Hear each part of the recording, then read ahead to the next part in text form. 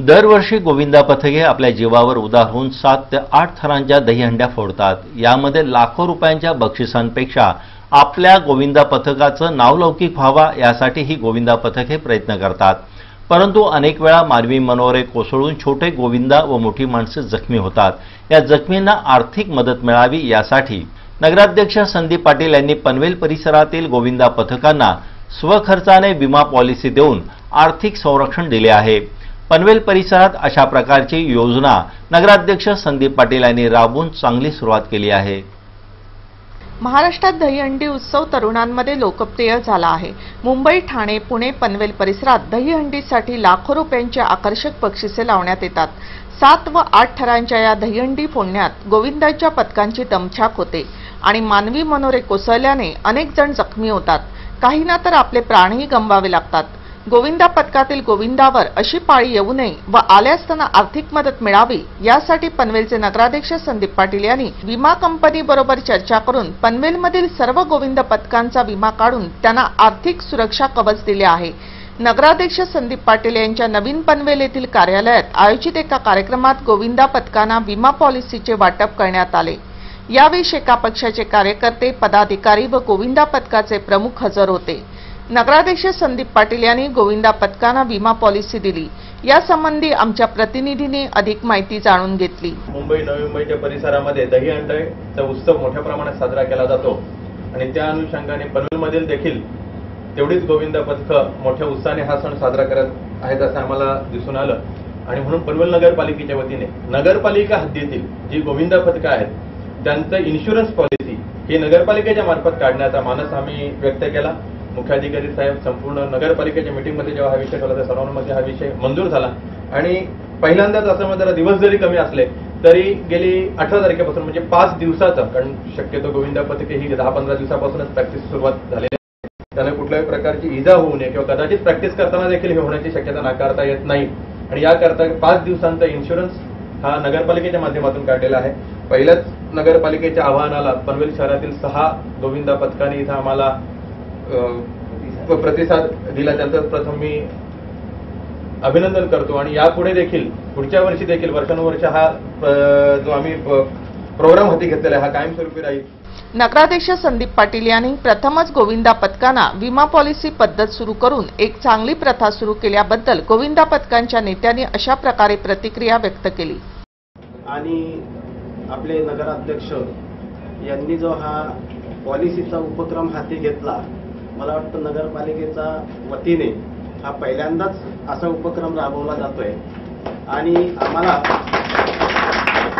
अतिशय आनंद असा होतोय की आम्ही मुलींची दहीहंडी आयोजित करीत असतो शाळेच्या वतीने आणि फार मोठी रिस्क असते, सर्वच पथकांना ही रिस्क मोठी असते आणि या पॉलिसीमुळे आमचं थोडंसं का होईना पण टेन्शन कमी झालेलं आहे। असा उपक्रम पुढच्या वर्षी साहेबांनी करावं अशी मी त्यांना विनंती करतो आणि या उपक्रमाचं मी स्वागत करून माझे 2 शब्द। हल्लीच्या आधुनिक युगामध्ये जग कितीही पुढे गेले किंवा देशाची प्रगती झाली असली तरी काही शहरांमध्ये अंधश्रद्धा, रूढी, परंपरा, हुंडाबळी यासारख्या घटना अजूनही सर्रास घडताना दिसतात। हुंडाबळी विरोधात अनेक कायदे लागू करण्यात आले असले तरीही हुंड्यासाठी आजही अनेक स्त्रियांचा बळी जात आहे। समाजामध्ये आपल्याला अनेक हुंडाबळीच्या घटना घडताना दिसतात। सासरच्या चाचाला कंटाळून हुंडाबळी केल्याची घटना पुन्हा एकदा दिघा गावात घडली आहे। मंदाकिनी कांबळे, वय वर्ष 19, या युवतीचे 1 वर्षापूर्वी लग्न झाले होते, परंतु नवरा व सासरचे नातेवाईक यांनी पैसे आणण्यासाठी वर्षभर तगादा लावला होता, परंतु त्यांची मागणी पूर्ण न झाल्याने मंदाकिनीला सासरच्या मंडळींनी जिवंत जाळण्याचा प्रयत्न केला। मंदाकिनी कांबळे 95% भाजल्याने तिचा जागीच मृत्यू झाला। या घटनेनंतर रबाळे पोलिसांनी मृत मंदाकिनीच्या सासू-सासऱ्यांना, नणंद, नवरा, चुलत दीर यांना अटक केली आहे। या संपूर्ण घटनेविषयी रबाळे पोलीस स्टेशनचे वरिष्ठ पोलीस अधिकारी नासिर पठाण यांनी पत्रकारांना अधिक माहिती दिली। एक मंदाकिनी आनंद कांबळे म्हणून 19 वर्षाची लेडी आहे, ती राहते दिघा विष्णुनगर या भागात राहणारे लोक आहे, साधारण समाजाचे लोक आहेत, आपला साधारण नोकरी करणारे लोक आहेत। 1 वर्षापूर्वी या मुलीचं आपलं आनंद कांबळे याच्याबरोबर लग्न झालेलं होतं। तेव्हापासून लग्न झाल्यापासून यांचा हुंडासाठी ते तकाजा करीत होते त्याच्या वादावरून काल रात्री त्यांनी त्याचे सासू सासरे नणंद चुलत भाऊ वगैरे यांनी मिळून तिच्या अंगावरती ट्राफेल टाकलं आणि तिला रात्री 11 वाजता जाळून जीव ठार मारण्याचा प्रयत्न केला. त्यानंतर सदर गुन्ह्याची आम्ही नोंदणी केली 3/7/498 IPC प्रमाणे आणि त्यात 5 आरोपी यांना अटक करण्यात आलेले आहे. त्याच्यात सासू सासरा नवरा त्याची बहीण म्हणजे नवऱ्याची बहीण म्हणजे नणंद आणि चुलत भाऊ कपिल कांबळे याला अटक करण्यात आलेली आहे. ज्या दिवशी जे तिला जाळले त्या दिवशी खाली 1 वेळेस मला फोन आता 4ला दादा मला घेऊन जा बोलली आणि नंतर हे पैसे मागतात 80,000 रुपये मागतात आणखी गाडी घ्यायचे बोलतात मला घेऊन जाच करतात असं बोलल्यानं मी बोलत ठीक आहे रात्री येतो बोलो. मला रात्री उशीर झाला कामावरून यायला तर मग 11 वाजेपर्यंत त्या लोकांनी फोनवरती मला ऐकायला आलं की जाळली पण मग आम्ही लोक गेलो हॉस्पिटल. लोकनेते अण्णा हजारेंना समर्थन देण्यासाठी देशभरातून लाखोच्या संख्येने पाठिंबा मिळत आहे. अण्णांना समर्थन देण्यासाठी नवी मुंबईमध्येही एका विशाल रॅलीचे आयोजन करण्यात आले होते. या रॅलीमध्ये तरुण तरुणी आबालवृद्धांपासून सर्वच नागरिकांनी सहभाग घेतला होता. नवी मुंबई वाशीपासून CBD बेलापूरपर्यंत अण्णा हजारे यांच्या समर्थनार्थ एका विशाल रॅलीचे आयोजन करण्यात आले होते. मोठ्या संख्येने नागरिक या रॅलीमध्ये सहभागी झाले होते. अण्णा हजारेंना देशभरातून पाठिंबा मिळत असल्याने सर्व स्तरातील नागरिक यात उत्स्फूर्त सहभाग घेत असल्याने नवी मुंबईकरांनीही रॅली काढून अण्णांना पाठिंबा दिला. जवळपास 3 ते 4 हजार लोक या रॅलीमध्ये सहभागी झाले होते.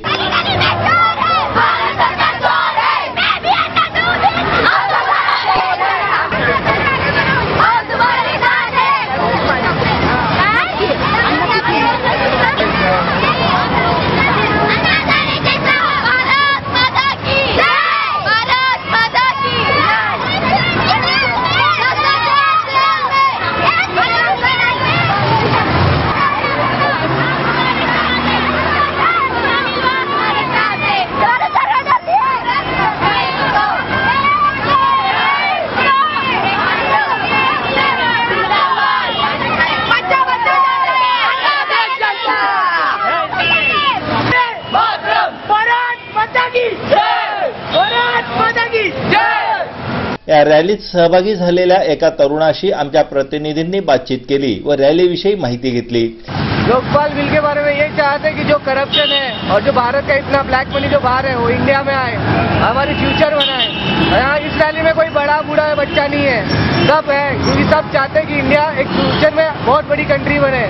जैसे अमेरिका जिस पोजीशन पहुंचा है फिर ये पैसा इंडिया में आएगा तो इंडिया भी उस लेवल का पहुंचेगा. चिड़िया बन जाएगी.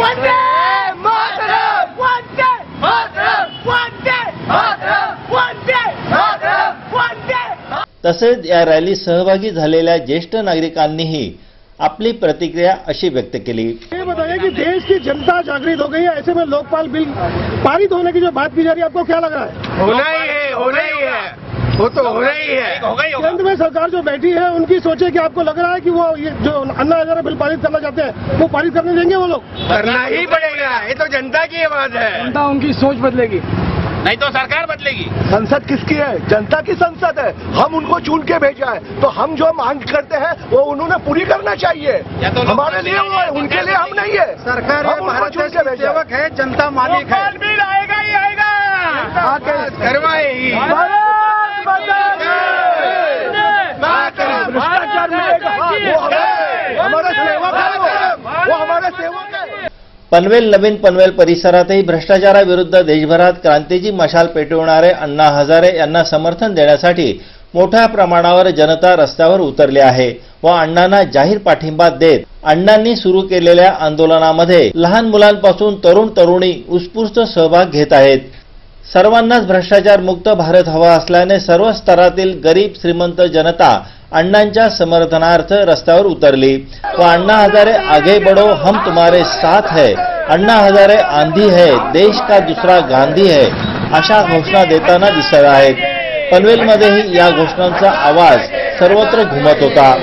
त्यामुळे केंद्र सरकारला लोकपाल विधेयक मंजूर करावेच लागेल व सरकारला सर्वसामान्य जनतेपुढे झुकावेच लागेल, कारण आता जनता पेटून उठली असून सर्वांनाच भ्रष्टाचार मुक्त भारत हवा आहे. हटलाच पाहिजे.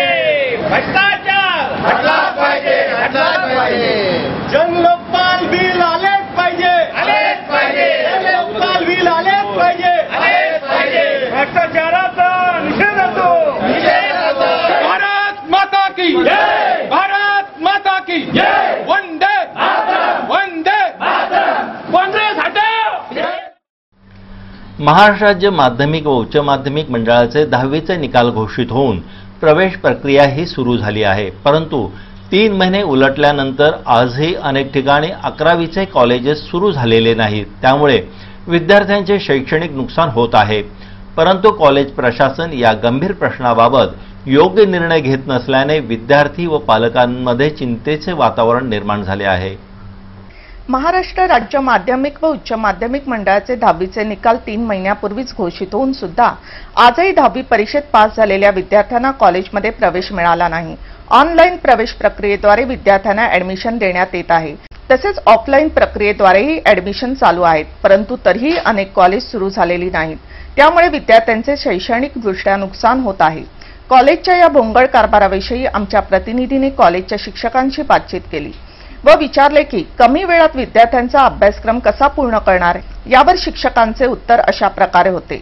तसेच ऑनलाईन प्रवेश प्रक्रियेबाबत मुंबई, नवी मुंबई सहित अनेक शिक्षण संस्था व पालकांनी या प्रक्रियेविरुद्ध आवाज उठवला होता व ऑनलाईन प्रक्रिया बंद करावी अशी मागणी केली होती। याविषयी आमच्या प्रतिनिधीने VK हायस्कूलचे मुख्याध्यापक KD म्हात्रे सर यांच्याशी बातचीत केली व अधिक माहिती जाणून घेतली। ऑनलाईन पद्धत चांगली आहे, राबवणं यंत्रणा वाईट ठरली। गेल्या 3 वर्षापासून हा उपक्रम सुरू आहे ऑनलाईन प्रवेश प्रक्रिया। पहिल्या वर्षी चुका झाल्या त्या कमी होतील, दुसऱ्या वर्षी कमी झाल्या, तिसऱ्या वर्षी त्या पूर्ण 0% येतील अशी अपेक्षा होती, परंतु ती काय अपेक्षा झालेली म्हणजे सक्सेस झालेली नाही आहे। उलट ह्या चुकांचं प्रमाण वाढत गेलेलं आहे आणि त्यामुळे ऑनलाईन ऑफलाईन हा जो प्रकार आहे हा वाढत चाललेला आहे। मुळात योजना चांगली असतात की ऑनलाईन पद्धतीनं विद्यार्थी घर बसल्या किंवा शाळेतून त्याला पसंतीचं कॉलेज घेऊ शकत होता आणि काही अंशी मुलांना 30% मुलांना त्यांच्या मनपसंत कॉलेज मिळालेलं आहे। एकाच ठिकाणी प्रवेश घेऊन म्हणजे ऑनलाईन फॉर्म भरून त्यांनी मुंबईच्या कॉलेजमध्ये देखील प्रवेश मिळवला आहे। योजना चांगली आहे, परंतु दुसरी बाजू अशी आहे, ग्रामीण भागातील विद्यार्थी आणि शाळा अजून तेवढे सक्षम नाही की त्यांना योग्य मार्गदर्शन पालकांना आणि विद्यार्थ्यांना। पालकांना ऑनलाईन काही कळत नाही, माझ्या मुलाला 11वीला प्रवेश पाहिजे एवढी एकदम त्यांची अपेक्षा असते, मग ते ऑनलाईन काय असतं आम्हाला माहिती। आता MMR म्हणजे मुंबई मेट्रोपॉलिटन एरियामध्ये हा प्रकल्प राबवलेला आहे, पण इतर तालुक्यामध्ये कर्जत, खालापूर, रसायने, मोहपाडा किंवा इकडचे खेड्यातली शाळा त्यामध्ये समाविष्ट आहेत। यंदा खेड्यातील शाळांना वगळण्याचा निर्णय आम्ही घेतला।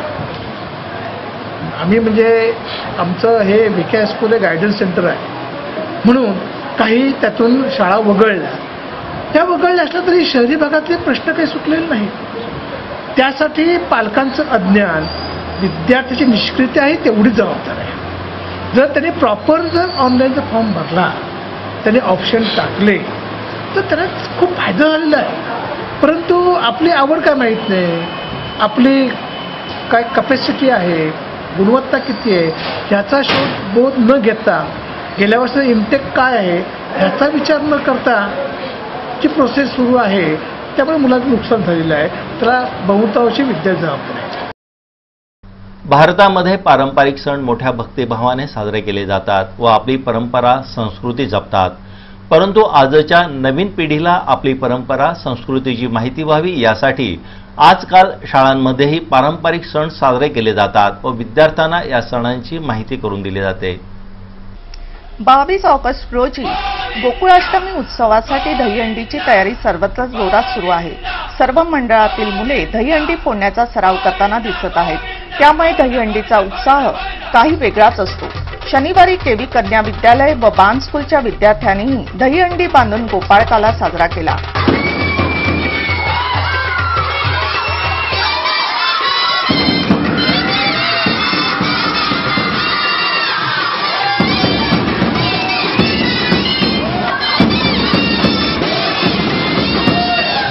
यामध्ये विद्यार्थ्यांसोबत शिक्षकही सहभागी झाले होते। ही आहेत बाळ गोपाळाच्या दहीहंडीची काही क्षणचित्रे।